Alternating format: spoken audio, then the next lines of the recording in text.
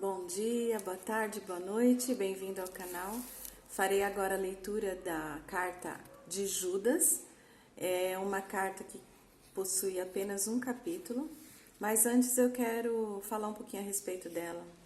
Diz assim: Judas, que é irmão de Jesus, desmascara indivíduos que se passam por cristãos, mas não o são de fato. Eles negam a autoridade absoluta de Jesus, invadem sorrateiramente as igrejas com suas heresias e transformam a liberdade do Evangelho em libertinagem. Ele conclama os cristãos a batalhar pela fé e perseverar nela até o fim. Vamos então agora à leitura de Judas, capítulo único também, uma carta maravilhosa. Vamos lá. Tradução da Bíblia Viva. Judas, servo de Jesus Cristo e irmão de Tiago, aos que foram chamados, amados por Deus Pai e que Jesus Cristo tem guardado em segurança.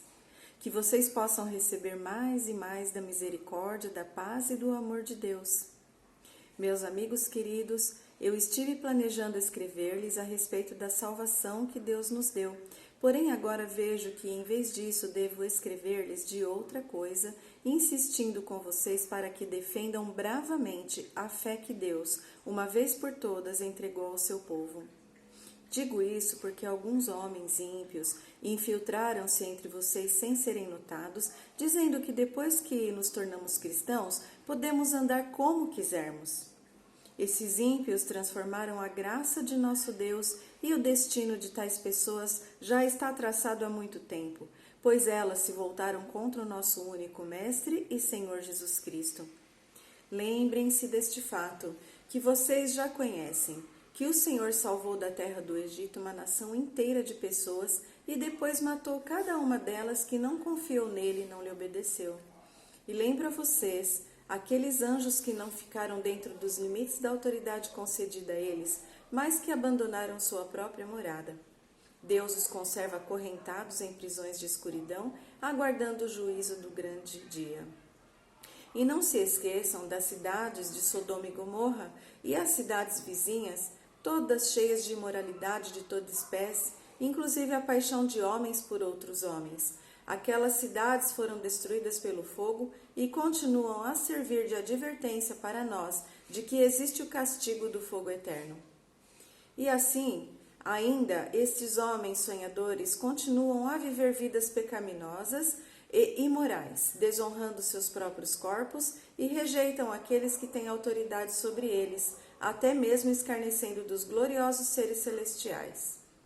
O próprio Miguel, um dos anjos mais poderosos, quando estava discutindo com o diabo a respeito do corpo de Moisés, não se atreveu a acusar ou zombar dele, mas simplesmente lhe disse que o Senhor o repreenda.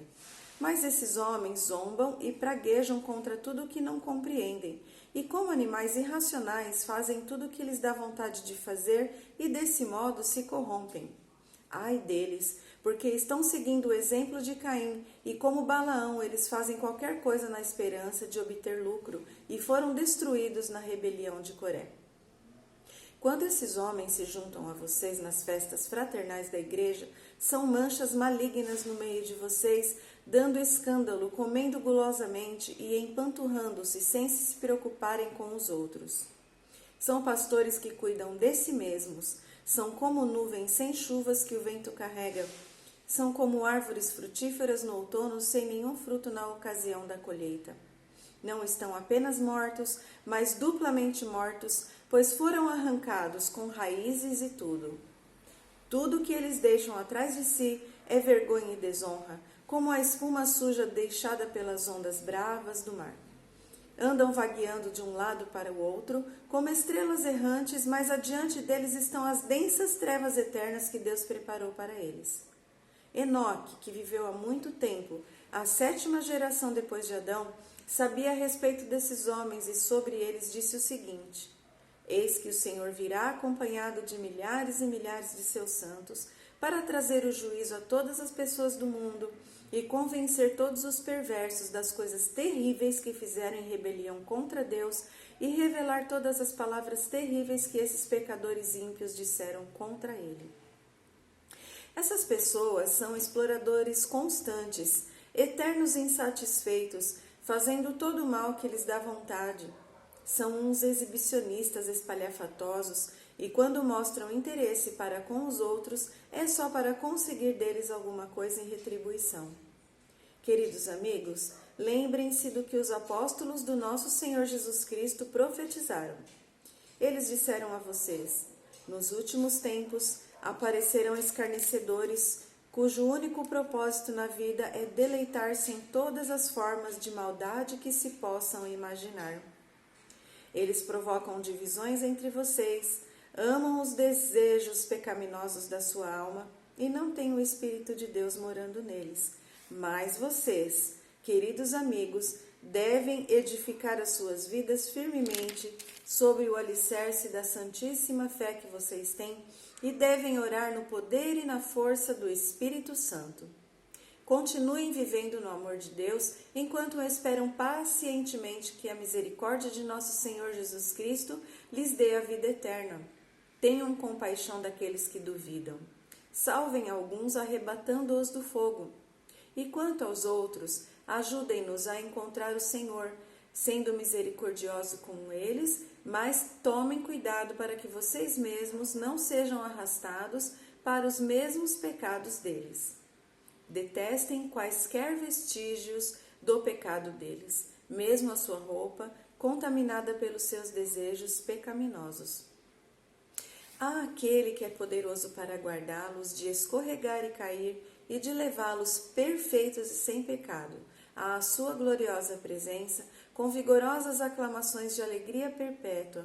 Há aquele que é o único Deus que nos salva por meio de Jesus Cristo, nosso Senhor, sim, a Ele toda glória, todo esplendor e majestade, todo poder e autoridade que pertencem a Ele desde o princípio, agora e para todo sempre. Amém. Pai, em Tua presença eu oro, pedindo para que o Senhor venha abençoar a vida de cada irmão, de cada irmã, de cada pessoa que se achegar a este vídeo e ouvir a Tua palavra, que cada um deles possa ser edificado pelo Teu Espírito Santo. Em nome de Jesus eu oro. Amém.